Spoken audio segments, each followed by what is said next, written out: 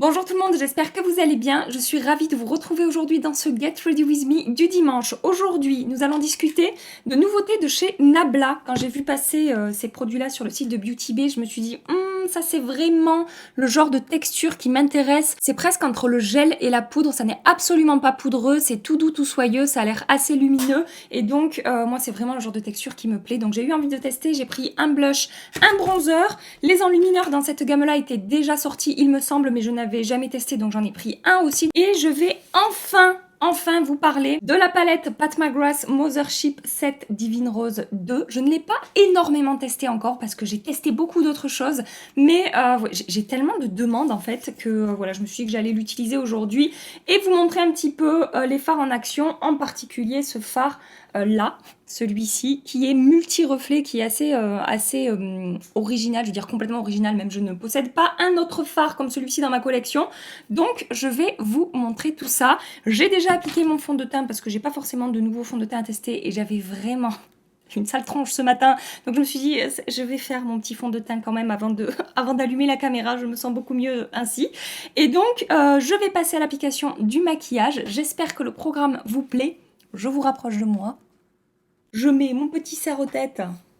Voilà, ça y est, on dirait que j'ai 8 ans.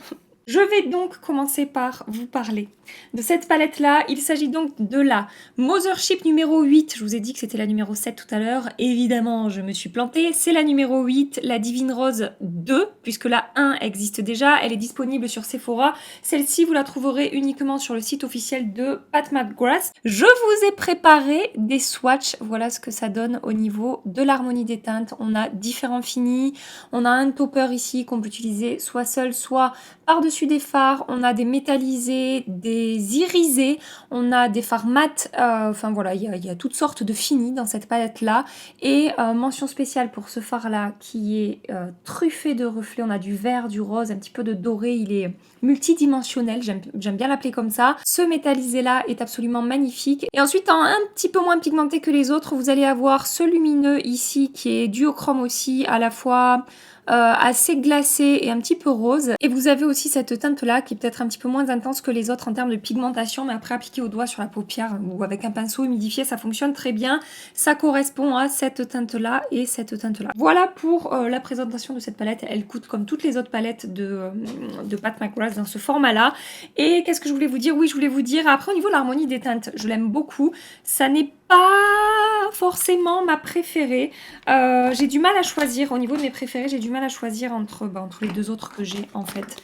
Il me semble que c'est la 5 et la 6. Oui, c'est ça, la 5 et la 6. J'ai du mal à faire un choix. Mais c'est vrai que ces harmonies de teintes-là me correspondent un petit peu plus que la Divine Rose 2, même si je la trouve quand même superbe et que j'adore me maquiller avec. Et que les fards, une fois de plus, sont d'une excellente qualité. Je la trouve vraiment super belle. Et comme je vous dis, mention spéciale pour ce fard là que je vais donc utiliser aujourd'hui. Je prends un pinceau propre et je vais commencer par prendre cette teinte qui est ici. Donc avec mon JH35 de chez Morphe, je vais appliquer ça dans mon creux de paupière. La pigmentation de ces deux fards mat, il y a uniquement 2 fards mat dans cette palette, est excellente. Il n'y a absolument rien à dire. En général, je trempe mon pinceau une fois et ça me suffit en fait pour étirer la matière, pour estomper, pour obtenir voilà, en général le résultat que je veux dans mon creux de paupière. Après évidemment si je veux beaucoup plus d'intensité j'y reviens. Et le travail du fard se fait à merveille. Franchement ça s'estompe très bien, ça ne fait aucune démarcation, ils sont géniaux, les fards mat de chez Pat McGrath, parce qu'on s'attarde souvent sur les fards à effet, les fards lumineux de Pat McGrath, qui effectivement sortent du lot et sont très originaux, mais les fards mat sont également d'excellente qualité. Je ne pourrais pas faire de make-up différent sur les yeux parce que je dois sortir de chez moi, donc voilà, je vais essayer de paraître normale aux yeux des gens. Je prends maintenant ce fard là, toujours même pinceau, attention à la pigmentation, j'y vais vraiment tout doucement, j'ai bien tapé mon pinceau avant de venir le déposer sur ma paupière mobile et donc j'applique ça dans mon coin externe, je vais remonter un petit peu dans mon creux et j'estompe en fait tout simplement pour que ça soit bien diffus, qu'il n'y ait pas de démarcation.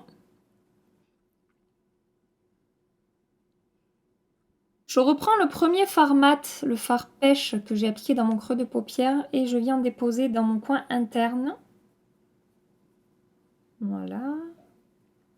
J'estompe autour. Et je reprends le fard aubergine et je vais également le déposer avec le même pinceau dans mon coin interne.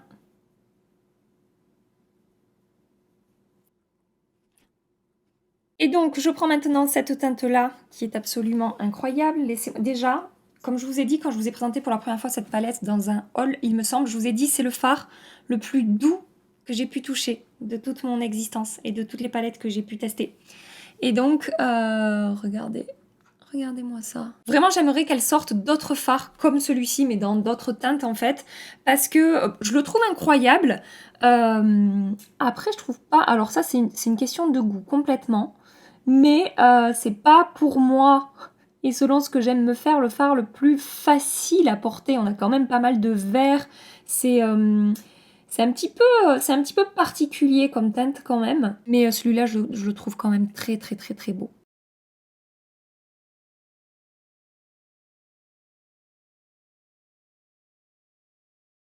Je vais quand même vous montrer ce fard métallisé tout seul sur la paupière mobile. Je vais l'appliquer au milieu et après, je viendrai appliquer le fard à reflet par-dessus. Je pense que ça...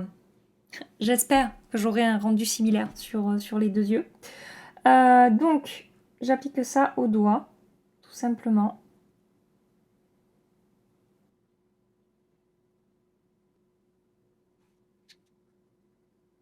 Regardez-moi ce fard comme il est beau, comme il s'est bien appliqué, comme voilà, le rendu est joli, j'adore cette teinte aussi. Donc je vais appliquer cette teinte à multi-reflet par-dessus, j'espère vraiment, je vous dis que je vais avoir le même rendu. Et alors ce fard, je m'en suis servi une fois pour faire un make-up pour aller au boulot. J'ai eu deux réactions différentes. Alors tout de suite elles ont vu que j'avais quelque chose de très original sur les yeux, elles m'ont dit mais c'est quoi ce fard, qu'est-ce que t'as mis? Enfin voilà, elles ont réagi par rapport à l'originalité du fard. Et alors, il y a une de mes collègues qui m'a dit, on dirait la couleur des scarabées. Vous savez, les scarabées, ils peuvent être, selon la lumière, ils peuvent avoir des reflets un petit peu roses et verts comme ça. Ça, c'était la première version. Et alors, ma deuxième collègue, elle me dit, oui, c'est ce que je me suis dit. Mais alors, elle me dit, moi, j'ai pas pensé aux scarabées, j'ai pensé aux mouches à merde. Voilà. C'était la petite anecdote de ce phare. Oh, écoutez, chacun sa manière de voir les choses. Hein. En tout cas, ça m'a beaucoup fait rire et ce phare a fait parler les gens parce qu'il est vraiment, pour le coup, il est vraiment original. Voilà. Raison de plus pour que notre chère Pat McGrath sorte d'autres phares à multi-reflets comme ça, mais dans des teintes différentes. Avec mon fard noir de chez Urban Decay, c'est le Blackout, et mon pinceau 317 de chez Zoeva, je vais tracer un trait de liner tout le long, enfin de liner. Je vais intensifier mon ras de cils et faire un liner un petit peu fumé, pas trop intense. Et maintenant, je vais appliquer mon mascara. Je vais utiliser le Lash Freak de Urban Decay que je continue en fait à utiliser. Par rapport à ce mascara Urban Decay, donc je vous ai donné mon avis dans ma vidéo précédente, la vidéo de dimanche dernier. Sachez que c'est un mascara que j'apprécie beaucoup. Et alors, j'ai plusieurs personnes sur Instagram qui m'ont dit que de tous les mascaras que j'avais testés ces derniers temps, c'était celui qui m'apportait le plus un effet fossile en fait. Voilà. Et en fait, si j'avais eu qu'une personne qui m'avait dit ça, je vous aurais pas partagé l'info.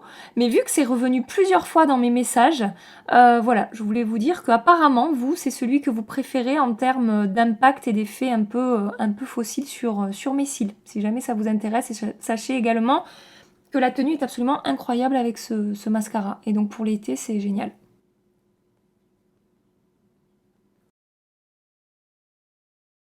Hors caméra, je vais terminer mon teint, je vais enlever mes chutes, appliquer mon anti-cerne, poudrer ma zone T et je reviens tout de suite avec vous. Je vais maintenant réchauffer mon teint avec cette nouveauté-là de chez Nabla. Il s'agit du Skin Bronzer que j'ai pris en teinte Ambra.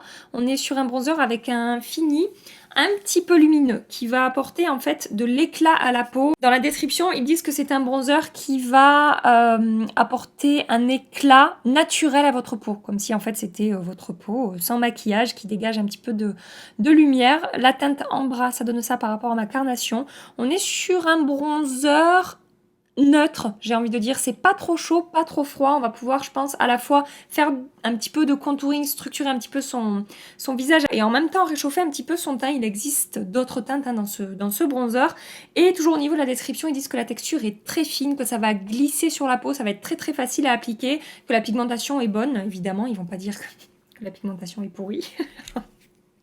On s'entend. Et donc, ils disent que ce bronzer va vous assurer un look zéro défaut qui dure toute la journée. Qu'est-ce qu'ils disent? Comme si vous veniez de passer une semaine sur la plage. Alors moi, si je passe une semaine sur la plage, je pense pas finir de cette couleur-là. Ça sera plutôt du côté du rouge vif. Je vais l'utiliser avec mon multitask de Real Techniques.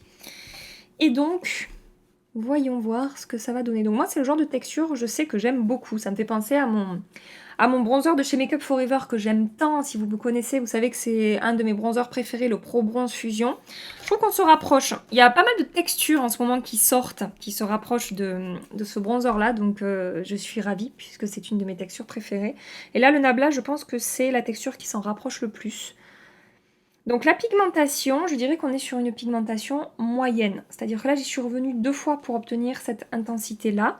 Et moi, j'adore ce genre de pigmentation. Et ensuite, sachez qu'il se travaille, mais alors super facilement. Il ne fait effectivement aucune démarcation. Je n'ai eu aucune difficulté à estomper, à étirer la matière. C'est tout de suite très fondu et très diffus. C'est pas mal du tout. Et la teinte, vraiment, j'aime beaucoup. Moi, c'est le genre de teinte que je préfère. Les teintes neutres, en fait. Pas trop chaud, pas trop froid. Ça réchauffe le teint, mais ça structure aussi. Et c'est pas trop orangé. Non, vraiment, là, pour un premier côté, c'est plutôt réussi. Je sais pas ce que vous en pensez. Donc gardez en tête que si vous aimez les bronzers vraiment très pigmentés, les produits teints vraiment très pigmentés, vous risquez d'être un petit peu frustré par rapport à ce bronzer. Et je vous conseille fortement de le travailler avec des pinceaux assez denses, comme celui-ci, comme en fait pour le Make Up For Ever. Ou par exemple d'utiliser des pinceaux kabuki. Je pense que ça, comme pour le Make Up For Ever, ça marche très bien avec ce genre de texture. Si vous utilisez un pinceau trop fluffy, pas assez dense, ça ne prélèvera pas de la matière, je pense. Voilà, enfin après peut-être je me trompe, hein, mais c'est le ressenti que j'ai par rapport à cette texture-là. Donc voilà, pour le coup, je suis très contente. C'est très joli. J'aime beaucoup le rendu sur ma peau. Pour un premier essai, je valide. Je reviens ce soir, évidemment, vous parler de la tenue. Hein. Comme blush, je vais utiliser ce produit-là, toujours de chez Nabla. Il s'agit du Skin Glazing que j'ai en teinte Lola. Et alors, sachez que c'est exactement la même gamme. Mais au-delà de la même gamme, en fait, les enlumineurs sont rangés sur Beauty Bay avec les blushs. Ils ont le même nom, ça c'est Skin Glazing, ça c'est Skin Glazing, ça c'est une teinte champagne et là on est sur une teinte un petit peu rose. Mais ils sont dans la même... c'est le même produit en fait décliné en teinte de blush et en teinte d'highlighter. Au niveau du swatch, la teinte Lola, elle donne ça. Je vous avoue que la texture était plus douce dans le bronzer que dans le blush. Je trouve la texture au swatch un petit peu plus sèche, à voir ce que ça va donner sur la peau. On est sur un blush donc lumineux, un petit peu plus lumineux que le bronzer. Alors le bronzer, effectivement, vous voyez, il m'a apporté un petit peu d'éclat, mais c'est vraiment très léger, très naturel. Ça ne fera pas office d'enlumineur pour le coup. Je suis tout à fait d'accord avec eux quand ils disent que ça dégage la lumière naturelle de la peau. C'est vraiment très léger et très naturel. Voilà, je pense que le blush va m'apporter beaucoup plus de lumière et la pigmentation a l'air aussi voilà, plus intense dans ce produit-là. Donc, je vais prendre mon Buildable Cheeks de chez Smashbox et je vais y aller petit à petit parce que comme je vous dis, la pigmentation m'a l'air pas mal du tout. Et vous voyez, la pigmentation là, c'est plus marqué que pour le bronzer. Par contre, ça se diffuse hyper facilement. En 3 coups de pinceau, c'était estompé, diffusé, sans démarcation. Donc ça, au niveau de la texture, c'est pas mal du tout. Et finalement, même si au toucher, j'avais l'impression que ça allait être un petit peu plus sec, je trouve que ça se fond très bien à la peau. Ça m'a apporté un petit peu plus de glow, un petit peu plus de lumière que le bronzer. Et il n'y a aucun effet de matière. Je vais zoomer pour que vous puissiez voir. Regardez, c'est vraiment très joli, très fondu. Ça apporte une belle lumière. Ça me plaît beaucoup. Moi, c'est vraiment le genre de produit en ce moment que j'adore utiliser. Et donc maintenant, je vais prendre l'enlumineur. Donc dans la gamme Skin Glazing, c'est la teinte Ozone. Donc là, on est vraiment sur un champagne. Un champagne assez glacé, j'ai envie de dire. On est exactement sur la même texture que le blush. Vous voyez, il est au-dessus. Et ils disent que ça va apporter un effet miroir, ils appellent ça. Donc c'est un effet un peu glass skin. Et ils disent également qu'on peut vraiment moduler l'intensité de la lumière avec ce produit-là. Soit l'utiliser sec, soit l'utiliser humidifié, soit en appliquer vraiment très peu avec un pinceau, voilà, un pinceau fluffy, soit l'appliquer avec un pinceau un petit peu plus dense pour intensifier. Donc je vais faire des essais. Je vais commencer avec mon JH09 de chez Morphe. Bon, ouais, je trouve que c'est quand même tout de suite assez intense. Là, j'y vais tout doucement, donc c'est pas extrêmement intense. Mais si vous recherchez vraiment un fini très naturel, là, j'ai vraiment prélevé peu de produits, j'ai tapoté mon pinceau. Et je trouve que déjà, ça se voit pas mal au niveau de la lumière. Je vais venir intensifier.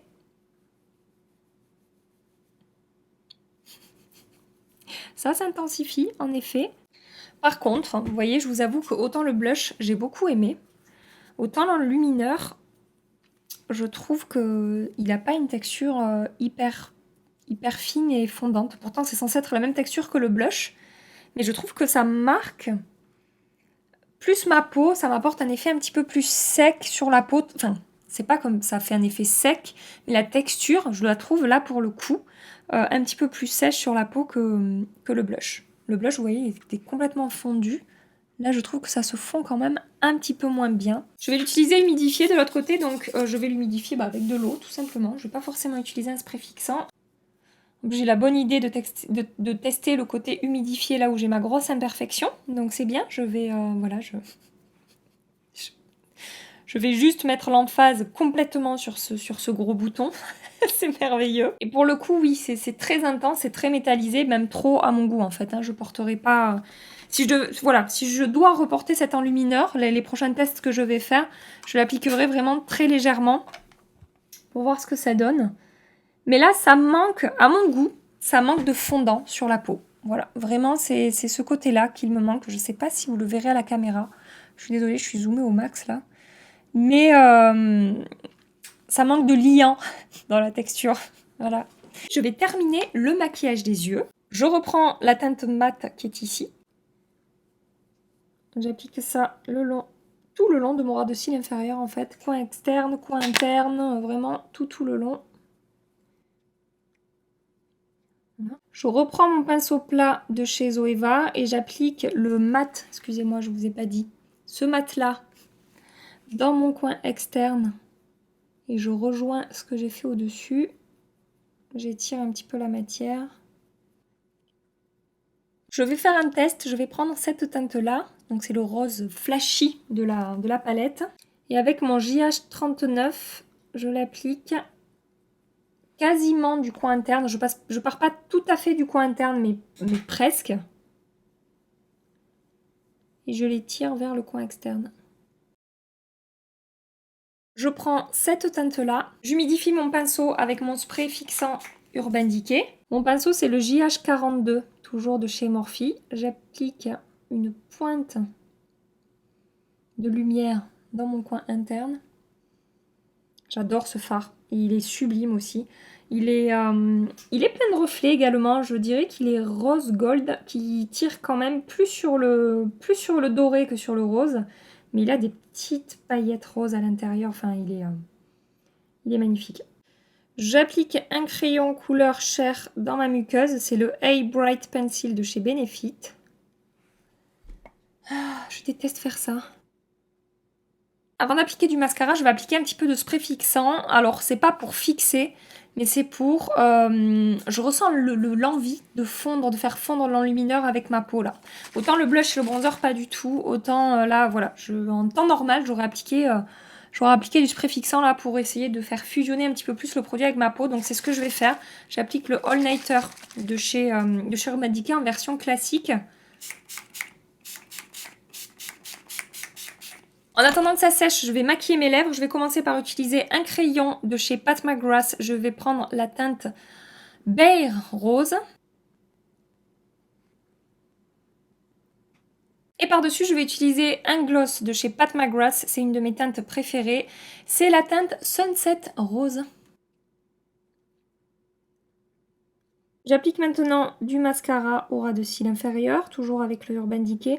Il n'est pas évident à appliquer au ras de cils inférieur, mais il tient tellement bien que c'est celui que j'applique. Parce que des fois, quand il fait très chaud, si mes mascaras doivent baver, c'est plutôt sur le ras de cils inférieur en plus. Je ne poudre pas mon anti-cerne, donc voilà. C'est quelque chose qui peut m'arriver. Et j'ai donc terminé ce maquillage.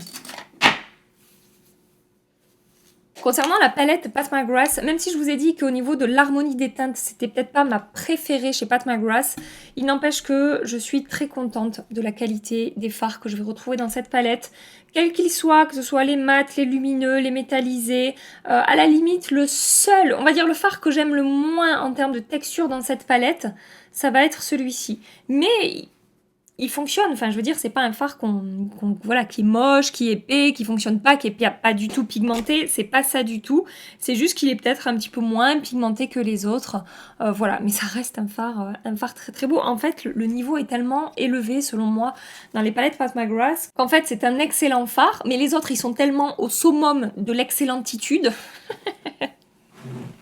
que voilà, je vais dire que c'est le fard que je préfère le moins dans cette palette. Mais globalement, j'en suis quand même très très très contente. Et par rapport aux teintes, j'aurais tendance peut-être à un petit peu plus me tourner vers les autres palettes. J'arrête mon blabla ici, je vais passer ma journée et je reviens ce soir pour faire un point avec vous par rapport au blush, bronzer et highlighter. Je vous fais des gros bisous et je vous dis à tout à l'heure. Je reviens vous voir concernant la tenue du blush, du bronzer et de l'enlumineur. Donc pour ce qui est de la tenue, je n'ai absolument rien à dire. Ça fait 7 heures que je porte le maquillage et je n'ai évidemment pas touché à mon teint. J'ai juste absorbé un petit peu l'excès de sébum parce que j'ai eu très très très très chaud aujourd'hui. Donc je vous disais ça, très bien tenu, ça n'a pas bougé, la couleur ne s'est pas estompée, je n'ai toujours pas d'effet de matière. Et par rapport à ce que je vous ai dit au moment de l'application, je rigole parce que vraiment là, j'aime pas le rendu de ce côté-là là. J'aime vraiment pas le rendu de l'enlumineur. Donc, pour le blush et pour le bronzer, je vous avoue que j'aime beaucoup. Je suis très agréablement surprise par ces deux produits. Et je préfère la texture du bronzer que du blush et de l'highlighter. Je trouve que la texture du bronzer est plus soyeuse, et plus douce, et moins poudreuse, et moins sèche. Voilà. Donc vraiment, des trois produits que j'ai testés Nabla aujourd'hui, celui que je préfère, c'est le bronzer. Je le trouve super super joli sur la peau. Un petit peu d'éclat, très facile à travailler, très fin, vraiment ça c'est une très très belle découverte. Le blush, il est également très joli et malgré sa texture que j'aime un petit peu moins que le bronzer, ça reste un très très joli produit qui s'est très bien comporté sur ma peau. La teinte Lola, je la trouve fraîche, lumineuse, elle apporte du peps au teint, au maquillage, elle réveille, elle donne bonne mine et elle apporte de l'éclat également, donc j'aime beaucoup. Je pense que je vais regarder une autre teinte dans cette gamme là, du côté des teintes qui peuvent me convenir en blush. Par contre l'enlumineur pour moi franchement c'est pas une recommandation. La texture je suis pas super fan, je trouve que c'est pas hyper fondu, je trouve que ça marque la peau plus que d'autres enlumineurs que j'ai, même certains qui coûtent moins cher. Bon Nabla on n'est pas sur du petit prix, on n'est pas sur du très cher, c'est un petit peu un moyen de gamme, c'est un entre-deux, c'est intermédiaire. Donc non, franchement l'enlumineur, c'est pas moche, je peux pas dire que c'est moche, c'est pas vrai, mais franchement j'ai mieux. J'ai mieux et c'est pas de cette gamme-là, c'est pas le produit que je vous recommande. Je vous recommande le blush et le bronzer beaucoup plus que l'enlumineur. Et alors je suis un petit peu dégoûtée parce que j'avais acheté ce pinceau-là, qui est le pinceau Nabla, qui était épuisé partout, qui est hyper compliqué à avoir parce qu'il a eu énormément de succès. Et j'ai oublié de le tester. Donc, écoutez... Donc mon cerveau qui ne fonctionne pas en ce moment et moi, on va s'occuper de faire des tests et puis je vous en reparlerai. Je vous en reparlerai pas dans la prochaine vidéo. Prochaine vidéo, on est sur les favoris du mois, mais dans la vidéo d'après où je ferai probablement d'autres tests. J'ai commandé quelques nouveautés par-ci par-là. J'ai hâte de vous retrouver dans mes prochaines vidéos. J'espère que celle-ci vous a plu, que vous avez passé un agréable petit moment avec moi. Si c'est le cas, pensez à liker avant de partir et pensez à vous abonner si ça n'est pas déjà fait. En attendant ma prochaine vidéo, je vous fais des milliards et des milliards de bisous. Mouah. Prenez soin de vous et à très bientôt. Bye bye.